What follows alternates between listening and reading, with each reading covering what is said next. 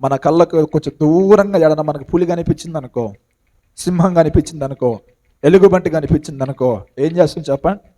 దాని ఎదురుంగిలు నిలబడుకుంటామా? కనిపించకుండా బారిపోతాం. ఎందుకు? కంటబడ్డామా దాన్ని నోట్లోకి వెళ్ళిపోతామన్న సంగతి తెలిసి. అంటే పులికి సింహానికి ఎందుకు మనం కనిపించుకుని తప్పించుకొని పోతాం అనుకుంటాం? దాంతో పెట్టుకుంటే ప్రాణాలు పోయినట్టే ఇంకా. సో ప్రియ దేవుని బిడ్డలారా, పాపమును నువ్వు ప్రేమించకూడదండి.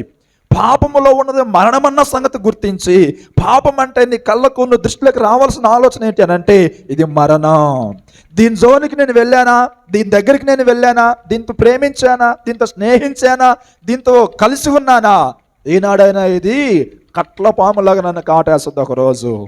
కనుక దీనికి నేను దూరంగా ఉండాలని చెప్పి పాపమునకు దూరంగా ఉండాలి. పాపములో నువ్వు వ్యామోహము చూసుకున్నావా? పాపములో నువ్వు సుఖాన్ని చూసావా? పాపములో సంతోషాన్ని చూసావా? పాపములో పడిపోతావు. పాపం అంటే మరణం. పాపం అంటే నన్ను చంపేటువంటిది, ఇది నరకానికి తీసుకెళ్లేటువంటిదని నువ్వు ఆలోచన చేసినప్పుడు పాపమునకు నువ్వు చాలా దూరంగా పోతావు. దేవునికి స్తోత్రం కలుగునగాక. సో కనుక ప్రియ దేవుని బిడ్డలారా, నువ్వు పాపములో సంతోషాన్ని సుఖాన్ని చూస్తే దాన్ని నువ్వు ప్రేమించే వ్యక్తిగా ఉంటావు. పాపమును మరణముగా చూస్తే నువ్వు పారిపోతావు. హల్లెలూయా. యేసు అదే చేశాడండి. పోతిఫర్ భార్య బలవంతం చేసినప్పటికీ కూడా పొరపాటు కూడా ఇష్టపడలేదు. ఎందుకో తెలుసా? అది పాపం, దానివల్ల వచ్చే జీతం మరణం అనుకున్నాడు. అక్కడి నుంచి పారిపోయాడు. దావీదు పాపములో సుఖాన్ని చూశాడు. దావీదు పాపములో వ్యామోహాన్ని చూశాడు, సంతోషాన్ని చూశాడు.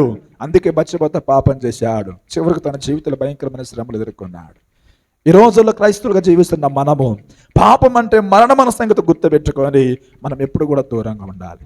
అంతేగాని పాపంతో మన స్నేహం పెట్టుకున్నామా, పాపంతో పొత్తు పెట్టుకున్నామా, మన జీవితము అంతమైపోతున్న సంగతిని గుర్తుపెట్టుకోవాలి. ఏమైనా దేవుని బిడ్డలారా, దేవుని బిడ్డలుగా మనము జీవిస్తున్న మనము ఎంత మాత్రము కూడా పాపమును అంటి పెట్టుకునే వారిగా ఉండకూడదు.